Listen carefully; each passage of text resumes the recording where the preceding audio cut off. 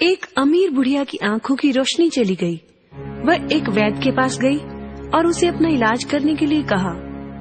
मुझे तुमसे क्या मिलेगा? वैद्यराज, मेरे पास बहुत कुछ है, आप चिंता न करें।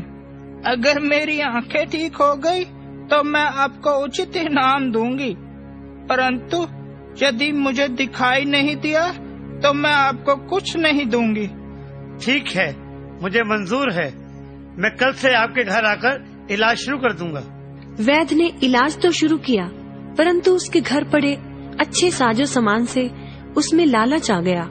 बुढ़िया को दिखता तो था नहीं, उसने घर से एक एक कर सारा सामान चुरा लिया। अब तो उसने बुढ़िया के घर जाना ही छोड़ दिया था, परंतु भगवान के घर देर है अंधेर नहीं। अचानक बुढ़िया की आंखें एक दिन ठीक हो गईं। उसने पिछवाड़े में दबा हुआ धन निकाला और फिर उसी तरह बढ़िया जिंदगी जीने लगी। वैद्य ने तो समझा था बुढ़िया का सारा धन जेवर वह लूट चुका था, अब उसके पास बचा ही क्या होगा। परंतु जब उसने उसी तरह उसकी पुरानी शानो शौकत देखी तो राज दरबार में उसकी शिकायत कर दी।